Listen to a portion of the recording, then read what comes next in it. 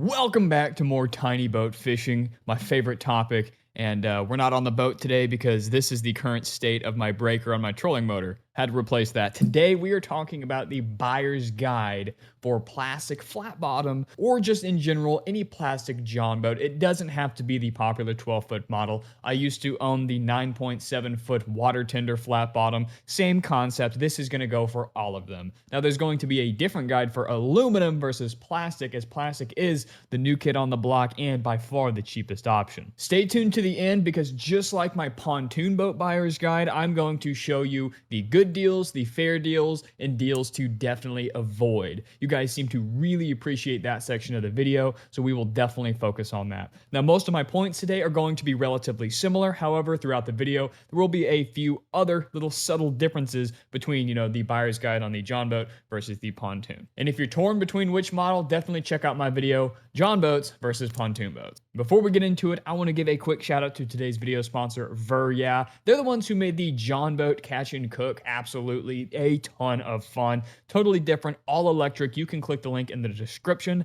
You're seeing some footage right now, and I'm going to tell you the details. I absolutely love this little machine. The Verus PowerBrick 1000 powered the Catch and Cook John Boat video, and we had an absolute blast. This thing comes with 2 USB-A ports, 2 USB-C ports, a couple high DC ports, a 1,000 watt-amp-hour capacity, and a 10-year long-lasting LifePo 3,000 cycle battery. It also comes with a slew of accessories, including that DC saucepan you see us cooking with. It has a low heat emission, a lot of power, a ton of juice, and absolutely an awesome product. It's only about 8 inches by 6 inches and weighs just 20 pounds. Like I said, the PowerBrick boasts a capacity of 1,000 watt-hours. And there's overall just a ton of plug-and-play products and accessories that go along with this brick to make your camping, boating, catch and cook adventures that much better. And it's all clean electric energy. No propane, no gas, no nothing. It is awesome. You can click the link in my description to check out Verus PowerBrick and accessories, as well as all of the nitty-gritty details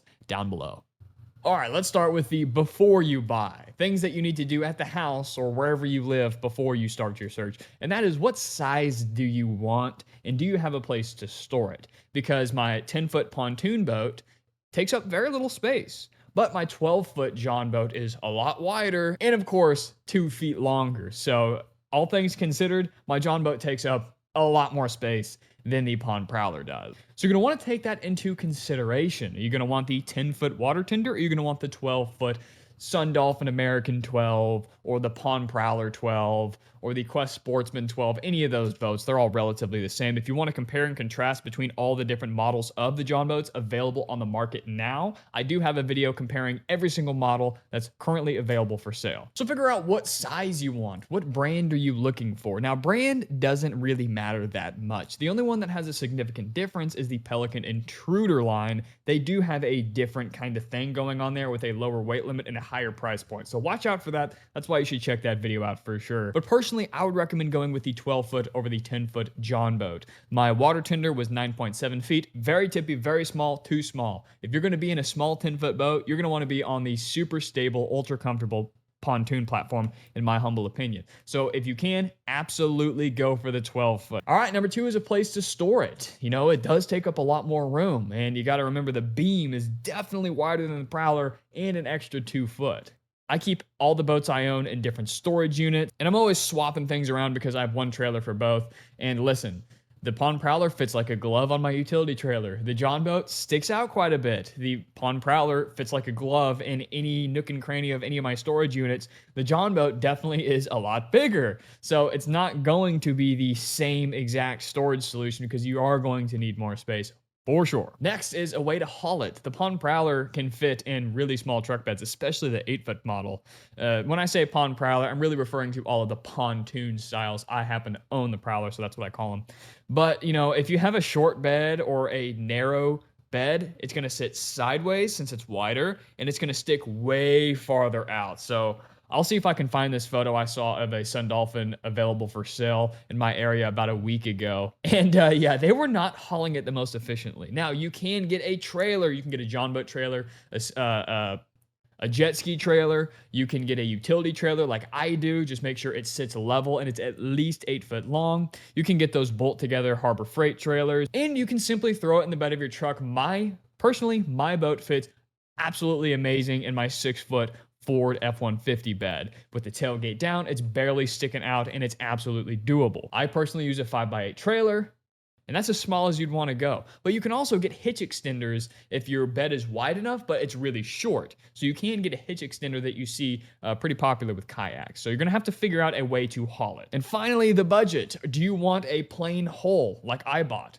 Or do you want a boat that has a bunch of gadgets on it? Do you already want pre-wired electronics? Well, that's going to shoot the price way up, so you can expect your budget when you're searching around to be up. Are you wanting a boat and trailer combo? Okay, you're going to have to bump the budget up. Are you looking for a boat, motor, mods, and trailer? Okay, you're looking at thousands of dollars here. So definitely keep into perspective what you want ahead of time, which makes your search a little bit more efficient, and you can think clear and say, all right, this is a good deal because this is what I'm looking for, and I'm only looking at listings like this, and you can compare and contrast between the two of them. Makes things easier versus just seeing what's out there and hoping you get a good deal. All right, moving on to things that you really need to start hammering down on once you start the messaging process. Hey, is this available? And by the way, I don't know if this is obvious or not, I'm just talking used boats because I'm a used guy. I bought mine brand new, but I bought my Prowler used for $300, so I've done both sides. And I bought the water tender I actually traded for. I traded some guns for it, which I regret. All right, anyway, I do have a full-length video on this channel about how to register new and used plastic boats and kayaks because my Pond Prowler is unregisterable, and I had to register my Sun Dolphin brand new, which is also kind of tricky because the DMV didn't know what a Sun Dolphin American 12 mini fishing boat was. So, it's definitely an important section. But if it's unregistered, you're actually going to have a little bit easier of a time. But if it is registered, make sure they have everything that they need. Because here's the thing, folks.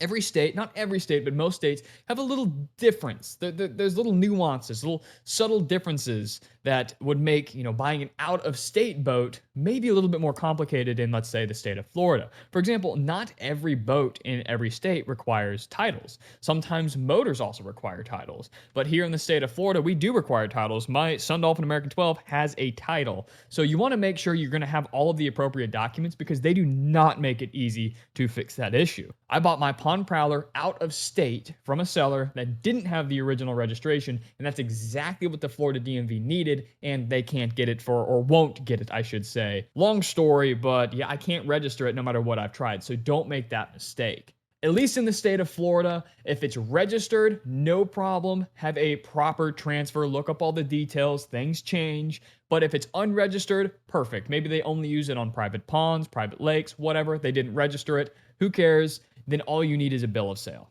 So you're either going to need all the documents if it's titled and make sure you get them and they're good, or at least get a bill of sale if it's unregistered. Figure out what your state requires and what that seller has available to give you. This is very important. This is one of the most common issues I see is registration issues, and it's one of the worst because you get this boat, you do cool stuff with it, you got these plans, you spent this money, but now you can't register it and it's going to have a hard time selling. In fact, there was an absolutely free Pond Prowler 8-foot boat with 2 seats down in Pensacola a couple hours from me. I tried to get it. They were actually a fan of the channel, which was super cool, but they promised someone else before I could get to it, and they flat out gave this boat away for free because they couldn't register it. We were one away from getting a free Pond Prowler 8 for the channel, and I was going to give it away, but it's all right. I hope that the person that ended up taking it has a whole new world of tiny boat fishing, and they become a part of our community. All right, registration is the biggest deal, so I spend the most time on it. Next is hull damage.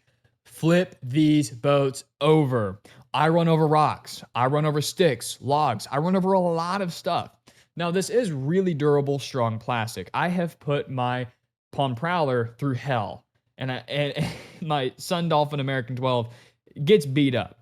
But it's okay. However, things happen. Maybe they threw an outboard on it and they ran over some shoals, they ran over some oysters or something, and there's just a really deep gouge. Things happen. Hasn't been an issue for any of my 3 boats, but things happen. Flip the boat over, make sure there's not too deep of cuts that could go anytime, make sure there's no major dents or anything like that. A lot of people try to sell boats with dents in them. Now, this is a bigger problem with the pontoon boats, I've noticed. I don't see many dents in the John boat flat bottom styles. Not sure why, but that just seems to be how it is. Just make sure there's nothing out of the ordinary. Of course, no holes, no dents, no cracks. Look closely at the cracks. I'm telling you folks, depending on where you live, letting plastic freeze, thaw out, freeze, or putting it on the water, putting it in, you get ice or you get water in between the two hole fittings, which we'll talk about momentarily. It expands. Things happen. Maybe you're here in Florida, they left it outside and condensation builds in it, and there's issues inside of it, which we'll talk about here in a second. Point being is, flip it over, holes, dents, cracks, just move on. Next, sidewall damage. And I'm talking about that rubber strip that waterproofs the two hole fittings together. That's riveted together. That's in all these kind of plastic boats.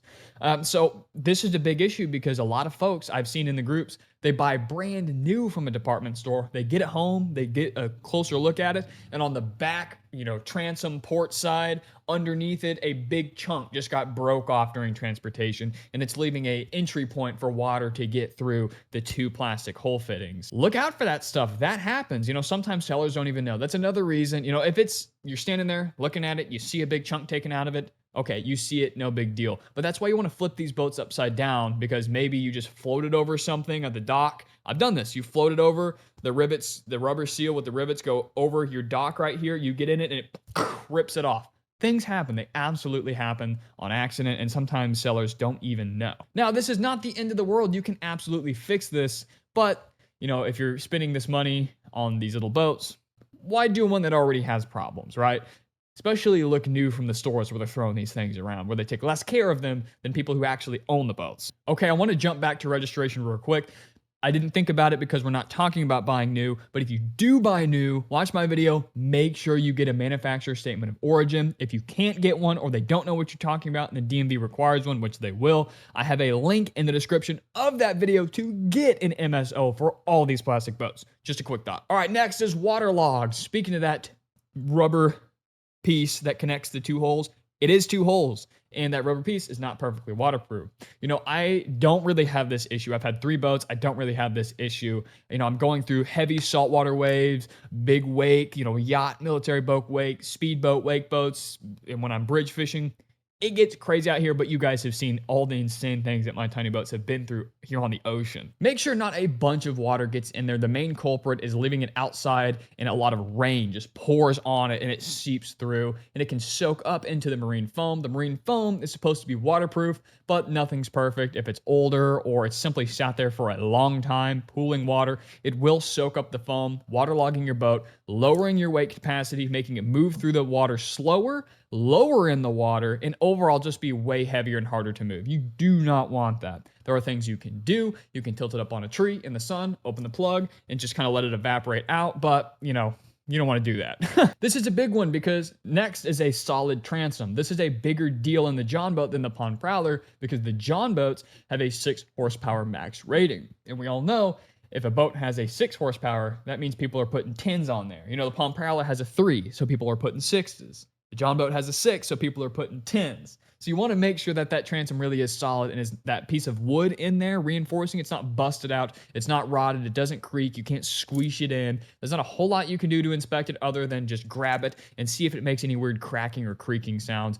It's going to go and it's going to flex because it is plastic, but there shouldn't be any super obvious signs that that big metal plate that you're grabbing is going to give or crack or bend in and of itself, right? So definitely check out the transom, more so on the John boats because people do wild stuff. Next, make sure it has a legible HIN, whole identification number. This is becoming handy for filling out a manufacturer statement of origin, registration, transferring the title, or any sort of issues of, getting pulled over and proving the fact that you own the boat. Now, this can be on registration papers, but these HINs, sometimes they come out of the factory not stamped very well, they fall off quite a bit, or they just fade over time. So definitely make sure you get a boat with an HIN because that could lower your headache and stress down the road exponentially. Next, get in the boat, walk on the benches, walk on that front little area that's not really bench. Some models it's a bench, some models it's more of a table. Just walk around in there. Make sure the floor doesn't feel like you're going to fall through into the ocean. Make sure the benches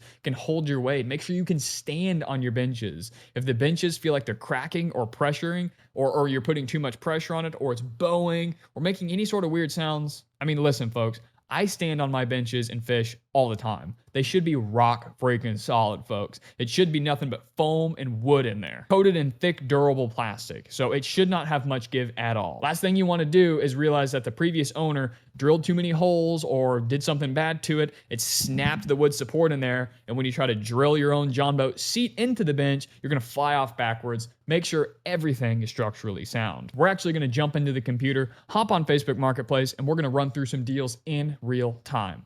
Let's do it. If you are a member of my Tiny Boat Talk Facebook group, you already know this, but this is the place to talk about tiny boats. And one of the main things I do is personally, I search every single day, morning, afternoon, and night, looking for the best deals that I can bring to you guys. I posted this one only an hour ago, a fair deal in Bushnell, Florida. But if we scroll down here, you'll actually see whenever I posted about the free boat and people were going nuts over it. As you can see, we got a lot of tiny boat content. Oh, that was a fish that I caught yesterday. Great morning. Now let's see if I can find this free one. Look at that. That's a very similar build to mine. But this is a super, super cool group. It's not only for plastic boats, it's for all sorts of different types of tiny boats. But of course, the plastic ones are the most popular. Here's one of the most popular models of all time, the Bass Hunter, because it's only one piece, only $100. That is pretty awesome. Okay, here we go. Here is 3 days ago, free boat alert, and people were all over it. So yeah, definitely join the group.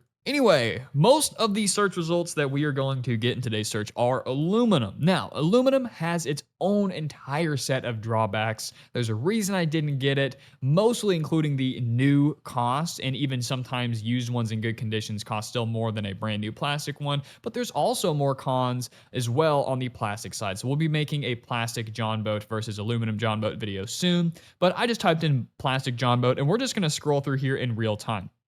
Now, this one is actually only a half hour from me, $500 Sun Dolphin 12-foot boat. Now, if this is truly a new boat, which it is, used like new, only been in the water once, a trolling motor that's never been used, okay, sell separately, that's fine. So basically, you're getting a pretty much new boat for $500. Now, I bought my boat brand new from Tractor Supply for $600. And the next week, for whatever reason, it went down to $550. So you're only really saving $500 on this boat. And you're not going to save on taxes by the time you register it, because you will have to still pay sales tax on the purchase of your boat regardless.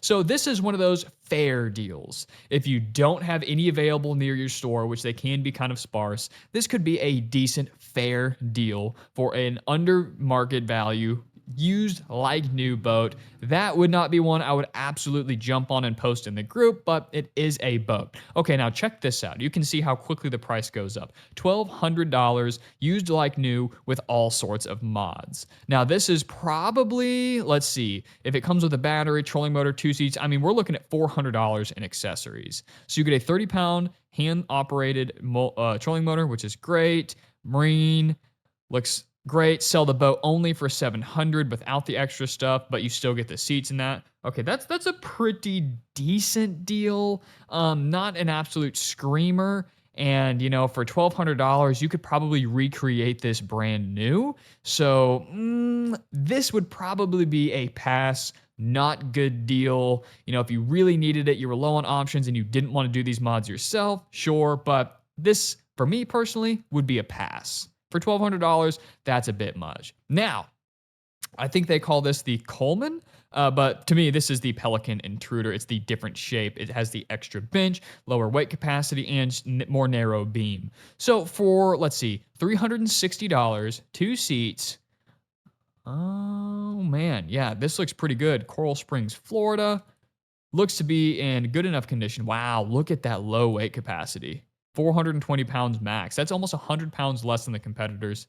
But this boat can sell for over $1,000 sometimes brand new. It is a good looking boat, but for $360, man, that's hard to beat. It's a little bit dirty, but it looks perfectly fine, and it's pre-wired for a trolling motor, which mine is not, and it comes factory with handles, which makes it easy to tie down to a trailer and, of course, move. So honestly, $360, that's stoked. I need to make a post about that in the group. I would definitely buy that. I'd be stoked to get that. We got a pontoon boat here. Yeah, I don't know if what this boat is rated for, but probably twin 150s. All right, let's move down here. A lot of aluminum. Here's another one, $700. Looks like it comes with 1 seat. I don't know about that. 12-foot plastic John boat, no holes, only boat, no trailer. Yeah, not a good deal. You can literally buy this for cheap, brand new. Doesn't come with that trolling motor. Don't know if it comes with a seat. Either way, you can get seats super cheap. Yeah, this is definitely a pass. So I hope you're getting a good idea of what a good deal and a bad deal looks like. All right, we have another $1,400 setup. Better come with a trailer. It does come with a trailer. All right, here we go. For $1,400, looks like it definitely needs some work. You get a trolling motor, some accessories. Okay, so this is when we're talking about all sorts of stuff. Oh, comes with a fish finder. That could be expensive depending on what it is. All right, for $1,400, 2023 trailer, motor, battery, plus a lot of labor put into it. You know, I would say that this is a pretty fair deal. I like this. For 1400 bucks, you could essentially get everything you need besides an outboard and be ready to go, including a boat trailer instead of just a utility trailer. And it says it's in like new condition. Of course, you want to inspect it, but if it checks out, 1400 bucks for this whole package with electronics, that's pretty awesome. I would take that. I'd be pretty happy with that. All right, let's find one more here. Let's go through here. We'll look at one with an outboard. $1,500. So if you say that this is 600 new, that's probably a $300 one of those Tractor Supply Harbor Freight outboards. Not totally sure, but that's what it looks like. So we're looking at probably $1,000 between the two here, plus this trailer, depending on where you're from, could be another few $100. I would say this is fair and not too far off what you could buy new, excluding the trailer. Probably a new motor, probably a new boat. Looks like there is some wiring done to it. But for this package, I would pay probably 1,200, maybe 1,000. It's not terrible, but this is not one of those super high quality name brand Yamaha outboards. I'm almost positive this is one from Tractor Supply, Harbor Freight, air cooled type. You know, you can kind of tell by looking. I've seen enough of these small motors. Actually, you know what? Let's get a better view on it here. Looks like it's registered. Already has the nav lights. That is awesome. Oh, here's a thing. They have drilled holes into the bottom of the boat so that way the water can drain between the benches and it goes inside of the boat. Now the problem with this is you could get a lot of sand, sediment, mud, leaves, a bunch of crap in here, and over time that just makes your boat weigh down. I personally don't do that with my boat, and that's something that you're going to want to consider. I actually bought a boat just like that. It was the water tender with holes drilled into it for the same reason, and I ended up patching them, and it kind of sucked. So let's go ahead and check out the motor here. So yeah, I'm pretty sure. Oh, it's a Hangkai. All right, yeah. So that's the exact motor I was talking about, the super cheap Chinese. Yeah, you know, I'd probably spend $1,000 on this. $1,000 would be a good deal. $1,500 is probably maybe a fair deal. So I hope that you guys were able to kind of check this out and get a good idea of what's worth it, what's not, things to look for, little details like small holes in the bottom of it. $1,000 looks like it's got some mods on it, a motor. That's not terrible. That's actually not terrible in Carthage, Tennessee. $1,000. This is probably a $700 boat. You got another 100 to 200 in seats and clamps. Yeah, not terrible. I'd say fair deal if it comes with the motor and a battery and a couple more accessories we don't see. So, you know, something to consider. Anyway, guys, hope you enjoyed. Definitely join the Tiny Boat Talk Facebook group. Hit like and subscribe for more Tiny Boat content. We've got a lot of fun fishing adventures, and fall is around the corner. So we're going to start doing a lot of mods. That seems to be your guys' favorite. Anyway, guys, I'll see you next time.